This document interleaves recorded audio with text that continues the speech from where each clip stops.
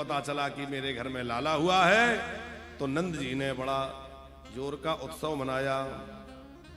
सबसे पहले तो नंद बाबा गए यमुना जी, सिन्हा जी, नंद बाबा ने सबसे पहले यमुना जी में गोता लगाया, यमुना जी को प्रणाम किया, क्योंकि नंद बाबा को लगता है इन्हीं यमुना जी की कृपा से मेरे घर में लाला भय हैं, और जिस साधन के माध्यम से साध्य की प्राप्ति हो उस साधन को भूलना नहीं चाहिए।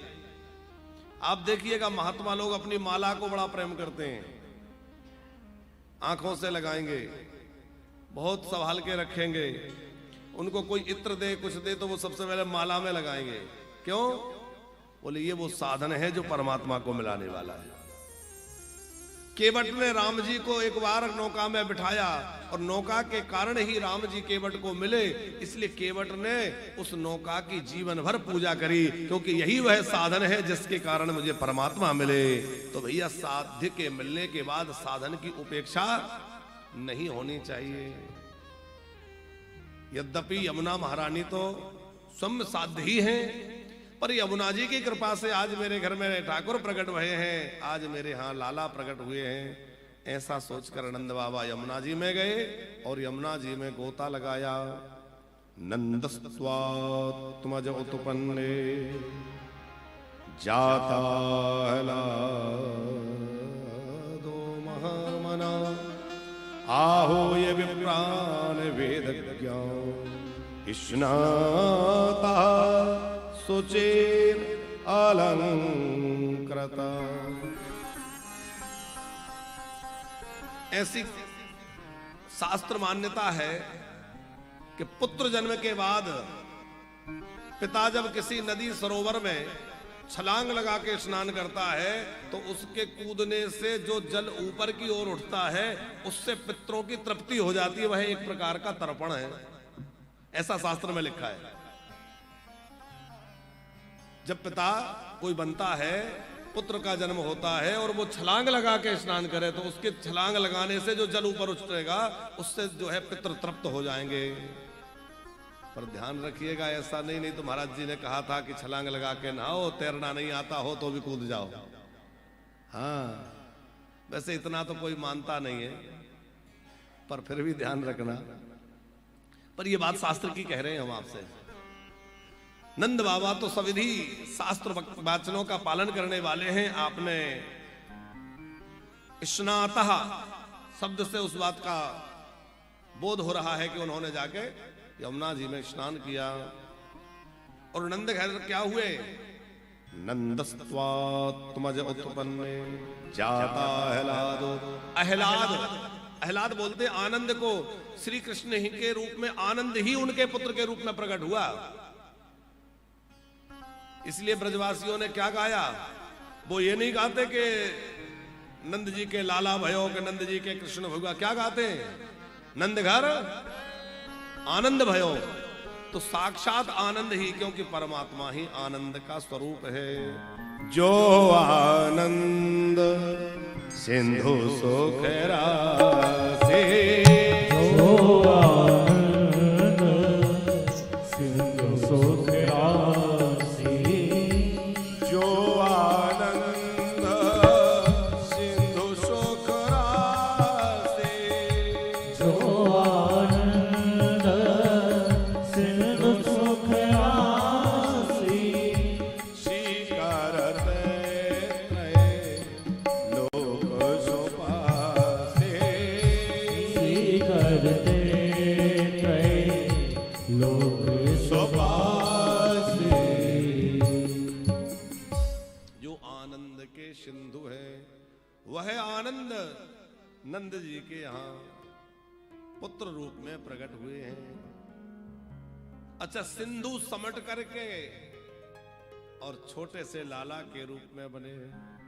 जो विराट है वह बालक बन गया है, जो निर्गुण है वह सगुण बन गया है, जो निराकार है वह साकार बन गया है, जो अव्यक्त है वह व्यक्त हो गया है, और जो ब्रह्म है वह बालक बन करके सुंदर प्रकट हो गया है। नंदस्त्वात्मज उत्पन्ने। अब यहां एक आनंद की बात देखिए। श्री सुखदेव जी तिवारी जी आत्मज कह रहे हैं। वो आत्मज उसको कहेंगे जो स्वयं के यहां पैदा हुआ है। अब ये तो पैदा तो वहां हुए कंस कारागृह में देवकी वसुदेव जी के यहां, तो आत्मज शब्द का सार्थकता कैसे होगी? क्योंकि औरस पुत्र, दत्तक पुत्र, अलग अलग पुत्र हैं, तो आत्मज किसको कहा जाएगा? स्वयं के द्वारा जो उसका जन्म हुआ है। फिर आत्मज सुखदेव जी क्यों कह रहे हैं? तो श्री रूप गोस्वामी जी ने समाधान दिया है अपने ग्रंथ में कि यशोदा जी ने एक साथ जुड़वा संतान को जन्म दिया। ये रूप गोस्वामी जी का भाव है, एक पुत्री एक पुत्र। तो बोले जब पुत्र था तो दो पुत्र हो जाना चाहिए, एक वसुदेव जी लेकर आए और एक यशोदा जी ने जन्म दिया, तो दो होना चाहिए। बोले ऐसा हुआ जी, जब वसुदेव जी लेकर आए तो यशोदा जी ने जिस लाला को जन्म दिया था वो और वसुदेव जी के लाला दोनों मिलकर एक हो गए, एक दूसरे में समाहित हो गए। पर अलग कब हुए? बोले जब अक्रूर जी लेने आए। अक्रूर जी जैसे ही लेने आए तो जो मथुरा से आए थे वो तो मथुरा चले गए और यशोदा जी के द्वारा जो प्रकट हुए थे वो वृंदावन में विराज गए। वो आज भी वृंदावन में ही विराजे हुए हैं, वो कहीं नहीं जाते। इसलिए अक्रूर जी को दो रूपों में दर्शन दिया। तो नंदस्त्वात्मजोतपन्ने जाता अहलादो महामना। नंद बाबा महामना है, नंद बाबा का हृदय विशाल है। और भैया देखो, धन ज्यादा हो या ना हो पर मन बड़ा रखना, जीवन में मन छोटा मत रखना। उदारता जीवन में होना चाहिए, क्योंकि जिसके जीवन में उदारता होती है उसके जीवन में भगवान की विशेष कृपा होती है और उसके जीवन में प्रसन्नता बनी रहती है। कृपणता व्यक्ति को दुखी रखेगी, उदारता व्यक्ति को प्रसन्न रखेगी। यदि आपके अंदर उदारता है, आपके अंदर प्रसन्नता बनी रहेगी। नंद बाबा महामना है और नंद का अर्थ ही है जो सबको आनंद दे। नंद यति सर्वजनान सा नंदा, जो सबको आनंद प्रदान करे वो नंद है।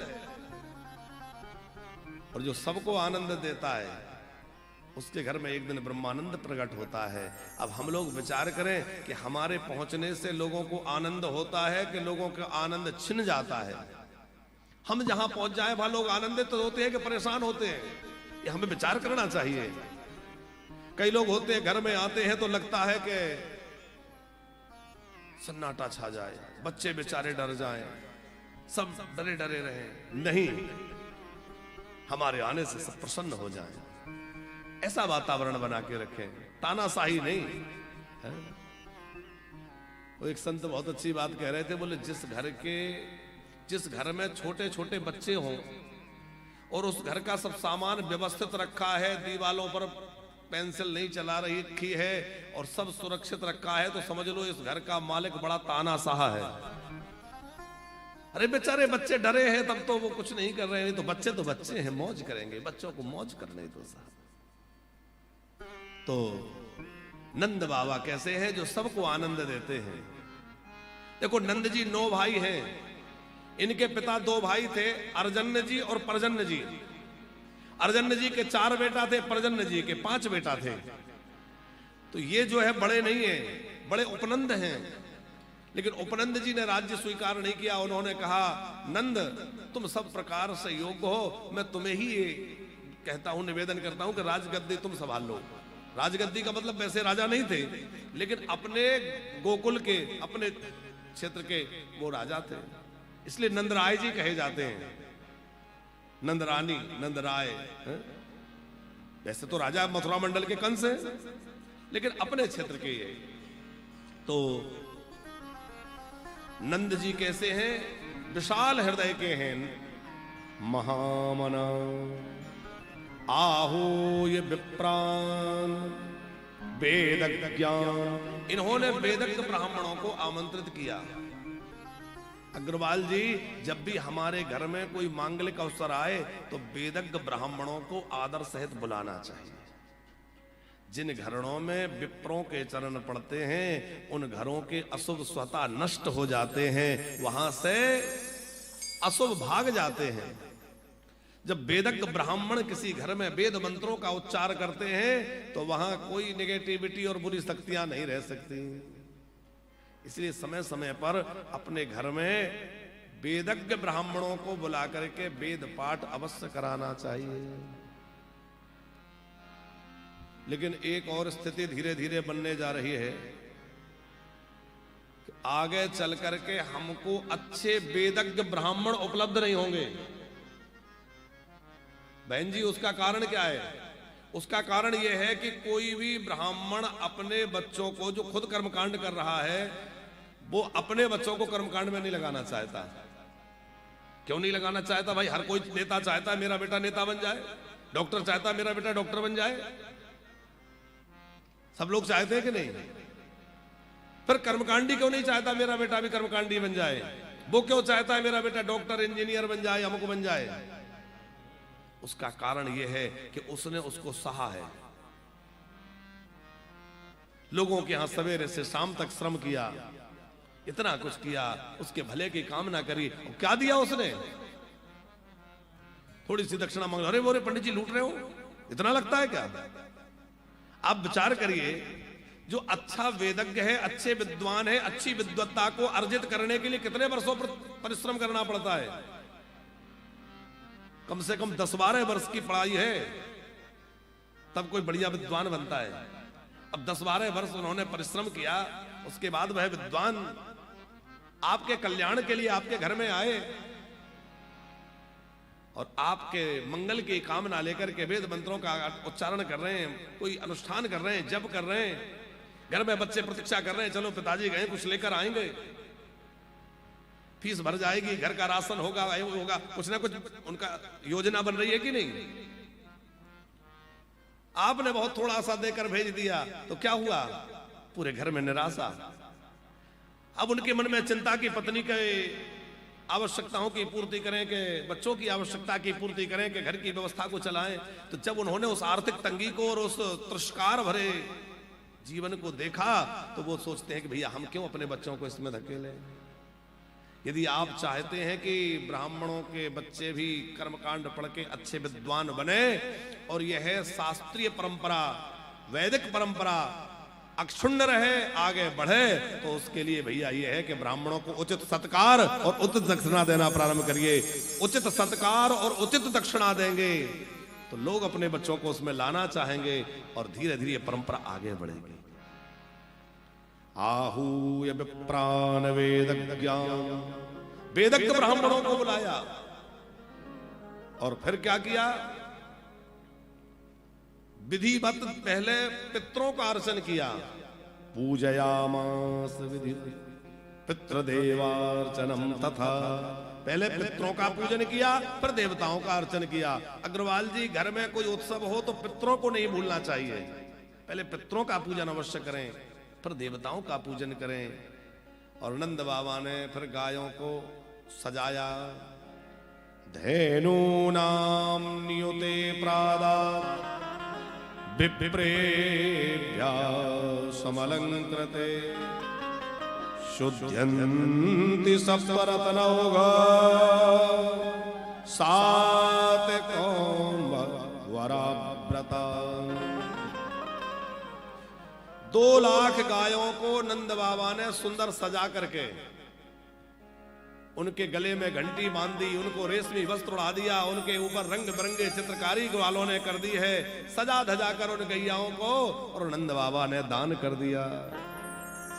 चाहे जातकर्म संस्कार हो, नामकरण हो, उपनयन हो, विद्यारंभ हो, विवाह संस्कार, चूड़ाकरण संस्कार, अंतिम संस्कार, प्रत्येक संस्कार में गौदान की महिमा है। बिना गैया दिए वो संस्कार पूर्ण नहीं होता। पर आज स्थिति क्या है? गाय बचेगी ही नहीं तो गौदान कहां से होगा? तिवारी जी, हर संस्कार में गौदान की महिमा है कि नहीं? चाहे वो जात कर्म हो या अंतिम संस्कार हो, बीच के कोई भी संस्कार आप उठाकर देख लीजिए, शास्त्र विधि में लिखा है उसके लिए गोदान किया जाए। कन्यादान करते जब गोदान करते हो कि नहीं? अच्छा, कितने लोगों ने कन्यादान किया है? सबने किया है। तो जिन लोगों ने कन्यादान किया है वहां गौदान का संकल्प कराते हैं कि नहीं आचार्य, याद है आपको? अब धीरे धीरे क्या हो गया कि आचार्य लोग भी सोचते हैं कि ना गैया इनके पास है और ना गैया इनको लेना है, तो वो कभी कभी तो कराते ही नहीं है। कभी सुपारी रखवा देते हैं, कभी 100-500 रुपया रखवा देते हैं। पर भैया गाय की पूजा और गोदान की महिमा शास्त्रों में संस्कार की सिद्धि के लिए कही गई है। और अब तो संस्कारों का भी ऐसा क्षरण हुआ है कि संस्कार के नाम पे कितने संस्कार रह गए।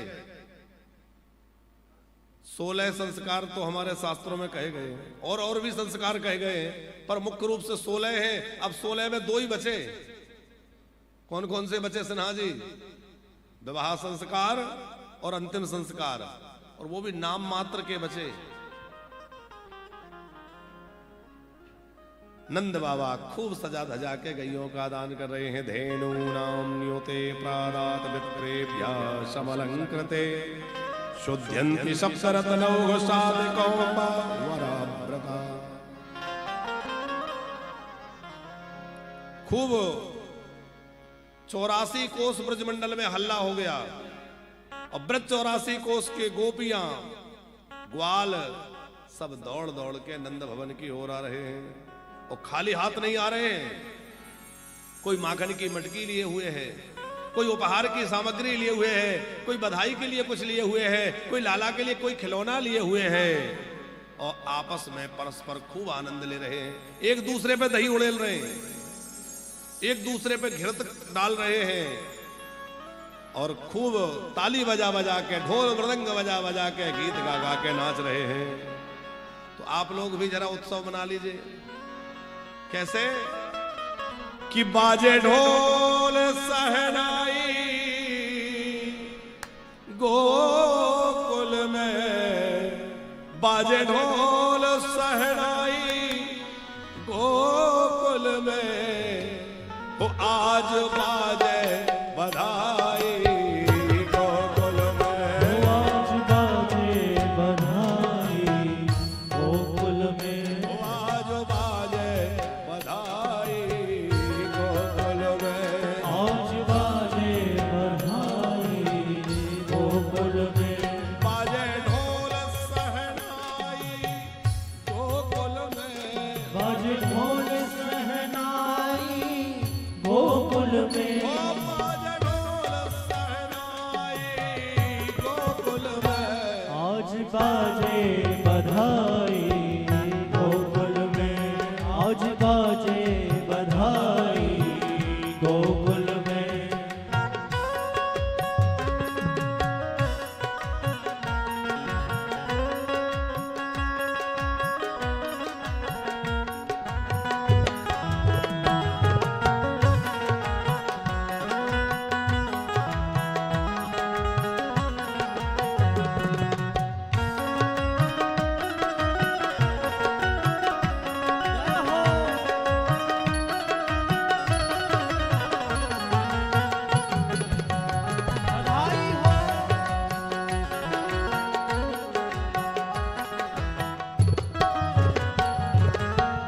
जन्म लिया है नंद लाला ने, आनंद चहोद से छायो, जन्म लियो है नंद लाला ने, आनंद चहोद से छायो, आग जगे सब ब्रजवासिन के, ऐसो सुबोध रे जगे सब ब्रजवासिन के, ऐसो शुभ दिन आयो, लाला यशोदा ने जायो गोकुल में, यशोदा ने जायो गोकुल में, ओ लाला यशोदा ने जायो गोकुल में, आज बाजे बधाई गोकुल में, ओ आज बाजे बाजे बधाई गोकुल में।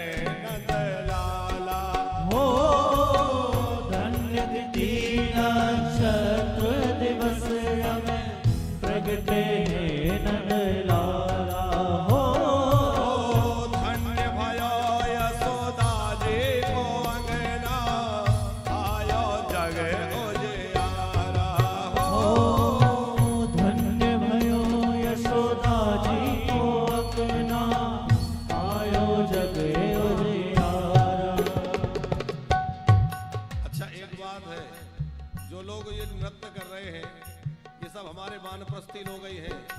जजमान लोग तो सोच रहे हैं हम तो ऐसे ही आए, अब ये काम जजमानों का है। जरा झूमते हुए आनंद लीजिए। ऐसा संयोग जीवन में भगवान की कृपा से मिला है।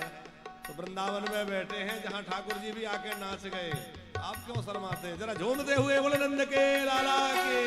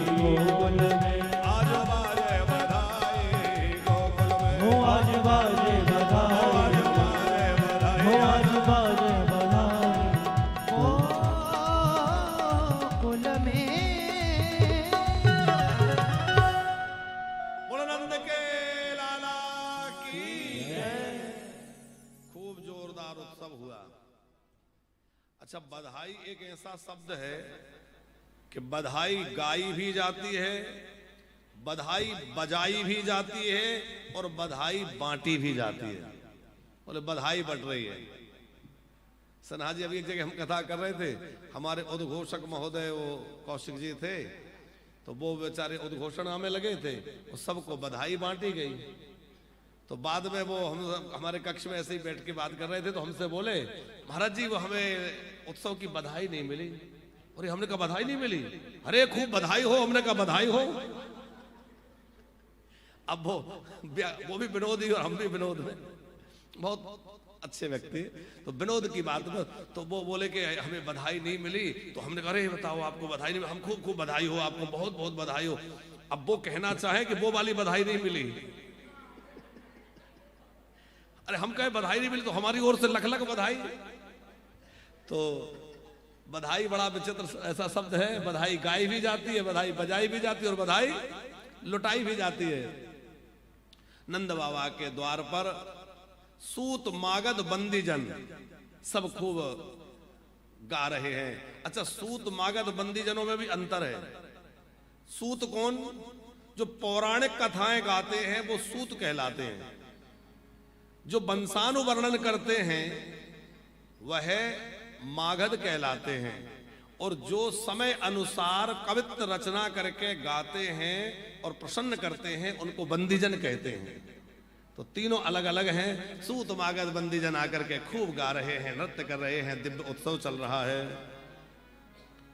और नंद बाबा इतना लुटाए फिर भी खजाने खाली नहीं हो रहे हैं। क्यों? क्योंकि ऐश्वर्य की देवी आकर के विराजमान हो गई। कि तत्यारभ्य नंदस्य ब्रज समृद्धिमान हरिर्निवासात्म गुणै रमा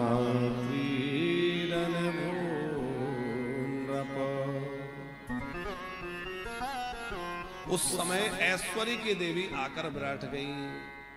कौन? भगवती लक्ष्मी। रमा नाम किसका है? लक्ष्मी जी का। लेकिन महापुरुषों ने कहा यहां लक्ष्मी जी की बात नहीं है। तो बोले रमा शब्द का अर्थ यहां श्री राधा जी है, क्योंकि शब्द का अर्थ जो है वो प्रसंग के हिसाब से लिया जाता है। जैसे संस्कृत में नमक को सेंधव बोलते हैं और घोड़े को भी सेंधव बोलते हैं। तो भोजन के प्रसंग में कोई कहे सेंधव ले आओ तो नमक लाया जाएगा, और युद्ध या यात्रा के समय यात्रा का प्रसंग हो और कोई कहे सेंधव ले आओ तो घोड़ा ला। अब यात्रा हो रही हो, कोई सेंधव कहे हो, कोई नमक ले जाए तो अरे बोला बड़ा मूर्ख है, समझता नहीं। शब्द का अर्थ प्रसंगानुसार निकाला जाएगा। उसी प्रकार जब भगवान वैकुंठनाथ की चर्चा हो तो रमा शब्द का अर्थ श्री लक्ष्मी होता है। जब भगवान राम की चर्चा हो रही हो तो रमा शब्द का अर्थ क्या होगा? श्री जानकी जी। हम लोग कहते हैं रमापति रामचंद्र की, तो रमा माने जानकी जी। और जब श्री कृष्ण की चर्चा हो रही हो तो रमा शब्द का अर्थ वहां लक्ष्मी नहीं होगा, रमा शब्द का अर्थ वहां श्री राधा होगा। श्री राधा जी ब्रज में प्रकट हो गई। हरिर निवासात्म गुणै रमा क्रीडन भूनरप।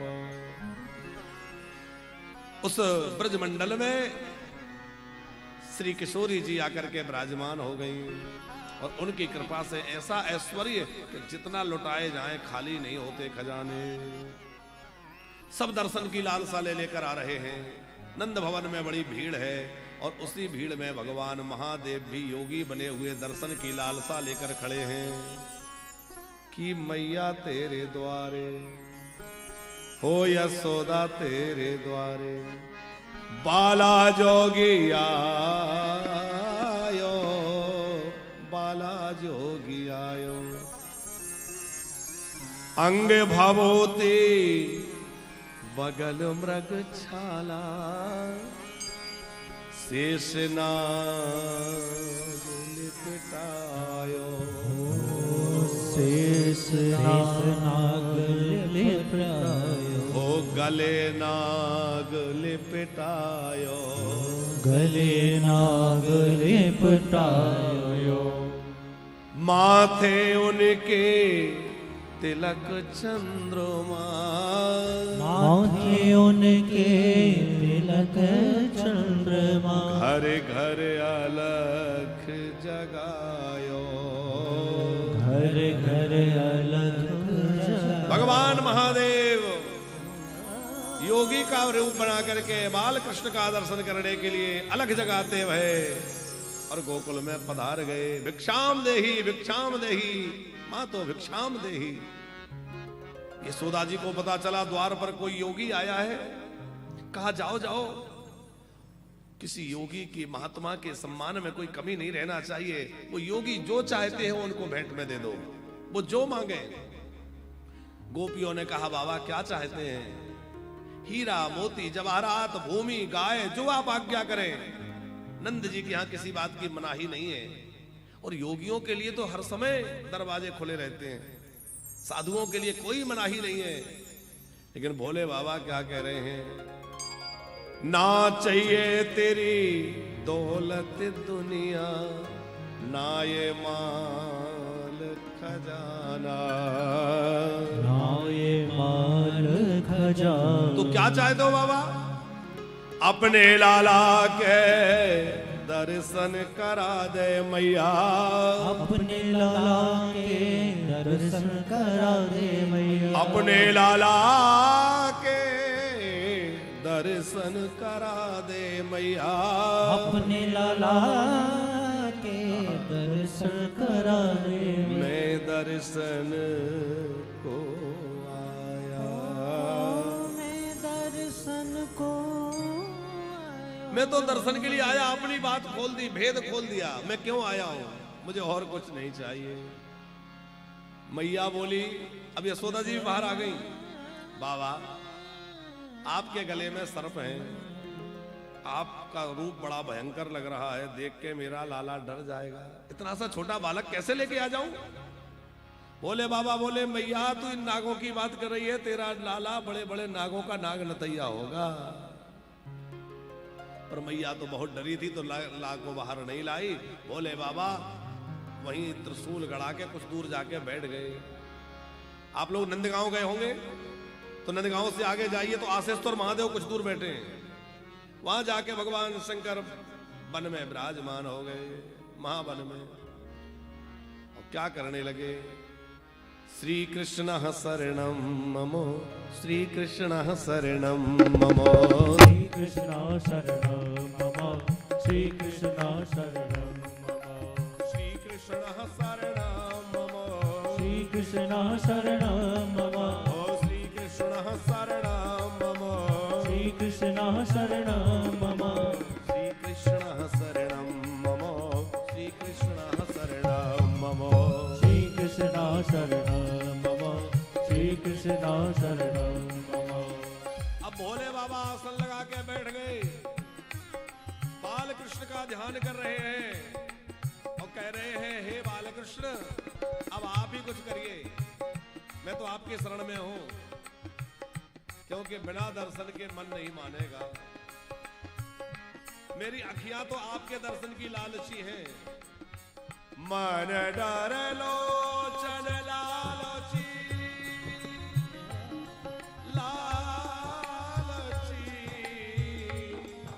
भगवान शंकर के नेत्र कैसे हैं? राम दरस के लालची है। आपका बाल रूप देखना है भगवान। श्री कृष्ण शरणम ममो, श्री कृष्ण शरणम ममो, श्री कृष्ण शरणम मम, श्री कृष्ण शरणम मम। अब पालने में पड़े हुए कन्हैया ने विचार किया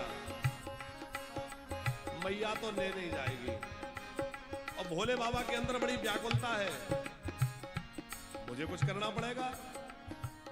पर बोल तो नहीं सकते, नहीं तो पूरी लीला ही गड़बड़ा जाएगी कि भाई 3 दिन का बच्चा बोलता है।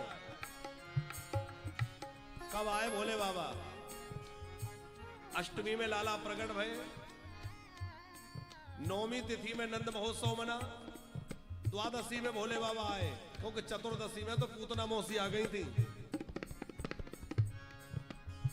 तो अब 9वीं 10वीं एकादशी 3 ही दिन निकले, चतुर्दशी द्वादशी में तो भोले बाबा आ ही गए। कन्हैया ने सोचा बोलूं तो कैसे बोलूं, तो बालक के पास तो एक ही हथियार होता है, क्या? रोना। बाला नाम रोदनम बलम, जोर जोर से रोने लगे। यशोदा जी ने बहुत प्रयत्न किया पर आज तो चुप नहीं हो रहे। बड़ी बूढ़ी गोपियां बोली यशोदा तुम्हें अभी बच्चे को संभालना आता ही नहीं, हमें दो। कई गोपियों ने प्रयत्न कर लिया, थक गई। एक गोपी बोली मैया मुझे लगता है लाला को किसी की नजर लग गई। किसी ने कोई टोटका कर दिया। एक गोपी बोली मैया और कोई नहीं कर सकता, मुझे लगता है वो बाबा जो बाहर बैठा है ना उसी ने कुछ गड़बड़ करी होगी, क्योंकि जब से वो बैठा है कुछ मंत्र पढ़ रहा है और लगता है उसी ने कोई जादू टोना कर दिया। अरे गोपी जा उसी से पूछ, यदि कोई झाड़ फूक करना जानता हो तो हमारे लाला को झाड़ दे। भागती भई एक गोपी गई, बाबा बाबा बोले। बाबा बोले क्या हुआ? अच्छा ये बताओ कोई झाड़ फूक भी जानते हो कि ऐसे ही खड़िया पलटन हो? बोले बाबा ने कहा क्यों? बोले नहीं हमारा लाला रो रहा है, हमें लगता है उसको किसी की नजर लग गई, तो आप थोड़ा झाड़ देंगे? बोले बाबा बोले अरे ये तो हमारा मुख्य धंधा ही है, ये तो हम बताने ही भूल गए थे, क्योंकि सावर मंत्र जाल जिन सृजा। ले आओ। भगवान महादेव बड़े प्रसन्न होकर के नंद द्वार पर आए हैं और मैया इधर अपने लाला को सजा धजा के बाहर ला रही है। बोले बाबा प्रेम में झूमते भय गा रहे हैं, हरे श्री कृष्ण श्री कृष्ण शरणं मम, श्री कृष्ण शरणं मम, श्री कृष्ण शरणं मम, श्री कृष्ण शरणं मम, श्री कृष्ण शरणं मम, श्री कृष्ण शरणं मम, श्री कृष्ण शरणं मम, श्री कृष्ण शरणं मम, श्री कृष्ण शरणं मम, श्री कृष्ण शरणं मम, श्री कृष्ण शरणं मम। अब भोले बाबा गा रहे थे, प्रेम में झूम रहे हैं। आज प्रभु का दर्शन होगा। मैया यशोदा डरती भई अपने आंचल की छाया में छुपा के लाला को लेके निकली। बाल कृष्ण रो रहे हैं, मैया की गोद में है, और जैसे ही मैया बाहर निकली भोले बाबा के ऊपर कन्हैया की दृष्टि पड़ी और भोले बाबा को प्रेम में नाचते देखकर कन्हैया रोना धोना भूल गए। भोले बाबा की दृष्टि भगवान बालकृष्ण पर पड़ी और बालकृष्ण की दिव्य छवि को देखकर भगवान शंकर जो है वो सब भूल गए और उनकी आंखों से अश्रुधारा बहने लग गई, आंसुओं की झरझर झरझर झरी लग गई। अब महादेव जी रो रहे हैं और कन्हैया देख रहे हैं कि वाह बाबा धन्य है आपका प्रेम, आप भी कैसे निराले हैं। श्री कृष्ण शरणं मम, श्री कृष्ण शरणं मम, श्री कृष्ण शरणं मम, श्री कृष्ण शरणं मम, श्री कृष्ण शरणं मम, श्री कृष्ण शरणं मम।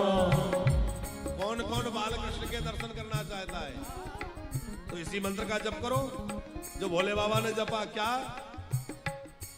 हो? श्री कृष्ण शरणं मम, श्री कृष्ण शरणं मम, श्री कृष्ण शरणं मम, श्री कृष्ण शरणं मम, श्री कृष्ण शरणं मम, श्री कृष्ण शरणं मम, श्री कृष्ण शरणं मम, श्री कृष्ण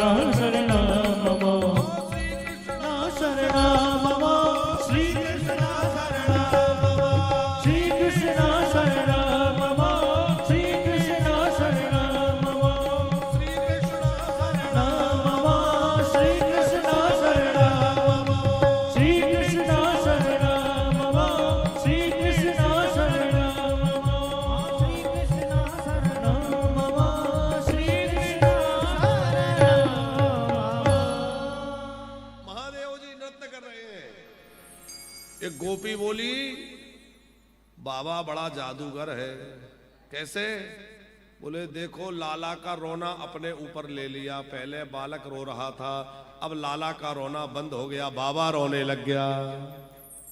भोले बाबा के नेत्रों से अश्रु झर रहे हैं। खूब भोले बाबा ने दर्शन का सुख लिया, आनंद लिया, झूमते भय कैलाश पधारे और वहां जाके पार्वती जी को सुनाया, देखो मैंने कैसे दर्शन किया। पार्वती जी कहने लगी बहुत बढ़िया दर्शन किया, पर ये बताओ यदि वो गोपी ना होती, जिस गोपी ने कहा कि वो बहुत जादूगर हैं, बड़े अच्छे बाबा हैं, उनको झड़वा लिया जाए, झाड़ा लगा दिया जाए, हाँ बोले गोपी की सहायता तो रही।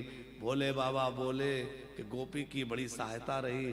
तो पार्वती जी बोली वो गोपी कोई और नहीं थी, वो यही दासी गोपी बन के पहुंच गई थी। जब देखा कि आप भटक रहे हैं तो मैंने ही वहां जाकर के, क्योंकि भगवत प्राप्ति में मां की बड़ी कृपा है। अब नंद बाबा को याद आया कि देखो हम लोग तो भैया नाचने कूदने में उत्सव में ऐसे जो लगे कि जो कंस को टैक्स भेजते हैं, कर भेजते हैं, वो तो समय निकल गया। हर वर्ष नंद बाबा अपने गोकुल मंडल से कर के रूप में दूध दही आदि घृत आदि लेकर जाते हैं मथुरा। तो उनको वो याद आया, तो कुछ लोगों को गोकुल की रक्षा की जिम्मेवारी सौंपकर नंद बाबा चले गए। और नंद बाबा लौट नहीं पाए कि एक राक्षसी आ गई। कौन सी राक्षसी है? कंसेन प्रहिता घोरा पूतना बालघातनी शिशुशकार निघ्नन्ति पुरग्राम व्रजादिषु। वो क्या हुआ था कि जब कंस ने वो कन्या को पछाड़ना चाहा, हाथों से छूट के उड़ गई, अष्टभुजा रूप धारण कर लिया और कहा अरे दुष्ट, मुझे क्या मारता है, तुझे मारने वाला तो कहीं और हो पहुंच चुका है। ऐसा कह करके और जोर से अट्टहास करती भई भगवती वहां से अंतर ध्यान हो गई। आप ब्रज में जाएंगे तो थोड़ी दूर इधर आटा, देवी आटस एक जगह है, आप लोगों को शायद पता हो। देवी आटस यहां से कोई 4-5 किलोमीटर होगा, हाँ 8-9 किलोमीटर है। तो देवी आटस में देवी जी का वह स्थान है जहां भगवती ने अट्टहास किया था, कंस को अष्टभुजा रूप में दर्शन दिया। वहां अभी भी देवी जी का बड़ा दिव्य स्थान है। अवसर मिले तो अवश्य जाइए, ब्रज के लीला स्थलियों का दर्शन अवश्य करना चाहिए। देवी आटस, तो वहां भगवती ने अट्टहास किया और अंतर ध्यान हो गई। कंस बड़ा भयभीत हुआ। इमरजेंसी मीटिंग, भैया क्या करें? बोले महाराज आपका शत्रु अभी छोटा सा बच्चा ही तो होगा, जितने छोटे छोटे बालक है सबको मार डालो, वो भी मर जाएगा। कंस बोला बालकों को मारना इतना सरल नहीं है, क्योंकि बच्चे जो हैं वो माताओं के संरक्षण में होते हैं, घरों के अंदर होते हैं। वो हम छीन छीन के मारेंगे तो प्रजा में विद्रोह फैल जाएगा कि राजा अन्यायी है।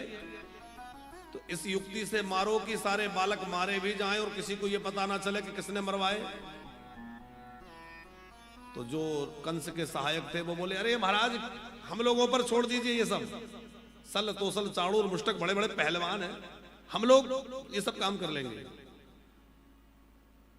कंस विचार कर रहा था क्या करें, तब तक पूतना सामने आ गई। भैया ये काम मुझे सौंप दीजिए। अच्छा पूतना जो है वो क्या कंस की बहन है?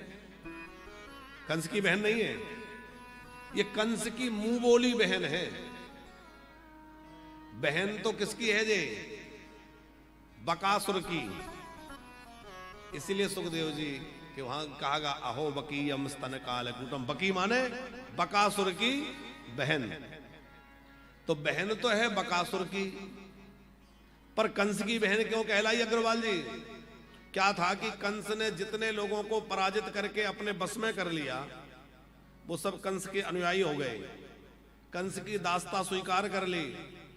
उसी प्रकार कंस ने इसके भाई को भी परास्त करके अपने अधीन कर लिया बकासुर को। तो यह कंस के शरण में आ गया इसका भाई, तो इसने भी समझा कि कंस हमारे भाई हैं, इसने उनको भाई मान लिया। किसने? पूतना ने। उसने भी कहा चलो बहन जी हैं ठीक है रहो। तो अच्छा बहन जी तुम जाओगी, पर तुम्हारा रूप तो बड़ा भयंकर है, तुम्हें कोई घर में घुसने देगा? वो बोली नहीं मैं माया से बढ़िया रूप बनाना जानती हूँ, ऐसी छेल छबीली सुंदरी बन गई कि क्या कहना। उसने बड़ी सुंदर 2 चोटियां बनाई, सुखदेव जी वर्णन कर रहे हैं। बढ़िया सुंदर चोटियां, उनमें सुंदर गजरा लगे हुए हैं और हाथ में कमल का पुष्प लिए हुए है, बड़ी सुंदर साड़ी पहने हुए है, इटलाती भई मटकती भई और चली गोकुल की ओर।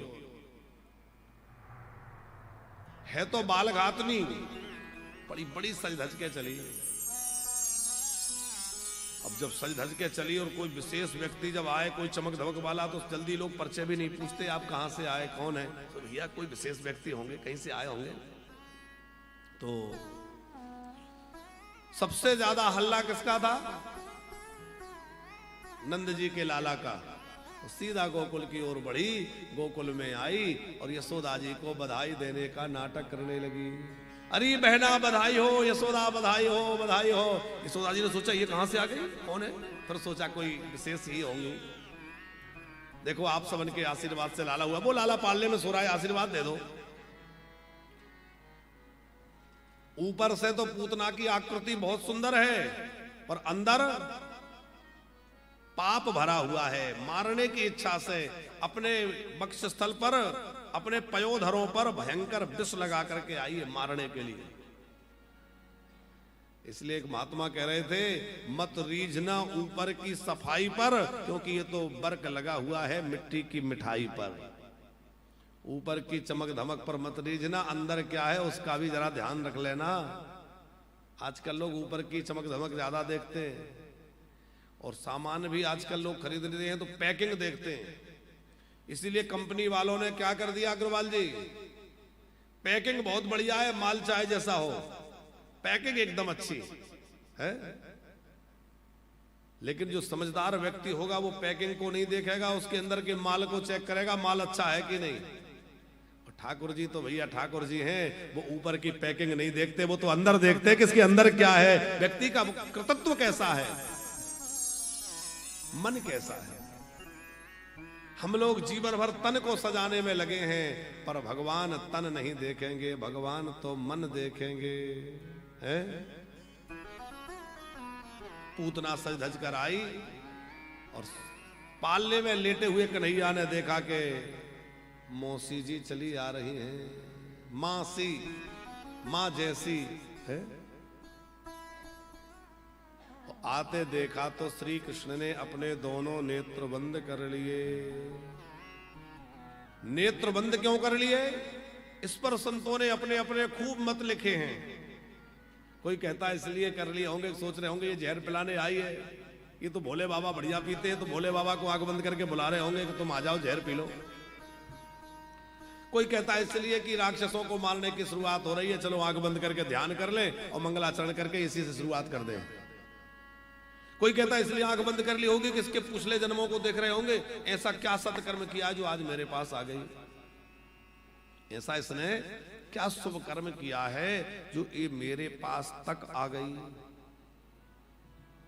कोई संत कहते हैं, विचार कर रहे होंगे इसको कौन सी गति प्रदान करूं। एक संत कहते हैं इसलिए आंख बंद कर ली होगी कि ये है मायावती और भगवान है मायापति। तो क्या मायापति के सामने मायावती की माया टिकेगी?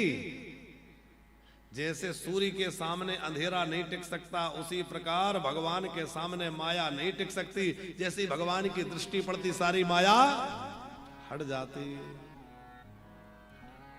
एक संत बोले नहीं नहीं जी, भगवान अपनी लीला में माया भी कभी कभी बुलाते हैं। अब वो माया से मारीच जो है मृग बन के आया, वो भगवान उसके पीछे चले, वो कहां माया हटी। तो बोले इसलिए नेत्र बंद कर लिए होंगे। सोच रहे होंगे कि दृष्टि तो वहीं डालना चाहिए जो दृष्टि का पात्र हो, गलत जगह दृष्टि जाएगी तो दृष्टि दूषित हो जाएगी, ये मेरी दृष्टि का पात्र नहीं है, इसलिए आंख बंद कर ली। एक संत बोले इसलिए आंख बंद की होगी कि ये बनावटी है और भगवान बनावटी लोगों की ओर नहीं देखते। भगवान कहते हैं भैया जैसे हो वैसे आ जाओ तो मैं तुम्हें स्वीकार कर लूंगा, पर बन ठन के आओगे बनावटी रूप मुझे बिल्कुल अच्छा नहीं लगता। पूतना ने सोचा बालक सो रहा है, जैसे ही बालक को उठाया, गोद में लिया और अपना स्तन लाला के मुख में दिया। लाला धीरे धीरे चुकुर चुकुर करके दूध पीने लग गए। अब देखो उसने ऊपर जहर लगा रखा था, सोच रही थी एक घूंट पिएगा तुरंत मर जाएगा। सोच रही है अब क्या हुआ, अरे ये तो पीता ही जा रहा है, मरता क्यों नहीं, ये कैसा बच्चा है मरता ही नहीं। बड़ी देर हो गई, फिर बोली अरे मुझे कुछ हो रहा है। क्या होने लगा? बोले ठाकुर जी ने उसके प्राणों का हरण किया, और जैसे ही श्री कृष्ण उसके प्राणों को आकर्षण करने लगे, भयंकर वेदना होने लगी, चीत्कार करने लगी, छोड़, अरे लाला छोड़। कन्हैया ने कस के पकड़ लिया, भागी, महल से निकल करके जैसे ही बगीचे में पहुंची, प्राणों का आकर्षण किया। समुंच मुंचालवित प्रभासुनी निष्पीड्यमाना जीवमरमणि विप्रतनेत्रे चरणौ भुजौ पृथ्वीन्निगात्रा क्षिपति। छोड़ लाला, छोड़ लाला, छोड़, पुकार रही थी। लाला ने कहा, छोटे से कन्हैया बोले, सन्हा जी कि हम जल्दी किसी को पकड़ते नहीं है, और जिसको पकड़ लें फिर बीच में नहीं छोड़ते, फिर तो ठिकाने लगा के ही छोड़ते। अब तो काम बना के ही छोड़ेंगे। ऐसा प्राणों को खींचा, राम से पूतना गिरी, बड़ा जोर का शब्द हुआ और पृथ्वी हिल गई, क्योंकि वो बड़ी विकराल रूप वाली थी। कितना बड़ा शरीर था उसका कि पतमानो पितदेह त्रिगभ्योति यंत्र द्रमा चूर्णयामास राजेंद्र महदासीद अद्भुतम। 3 गभ्यूति भूमि में गिरी। अब गभ्यूति तो आप समझते नहीं होंगे अग्रवाल जी, आज हमारे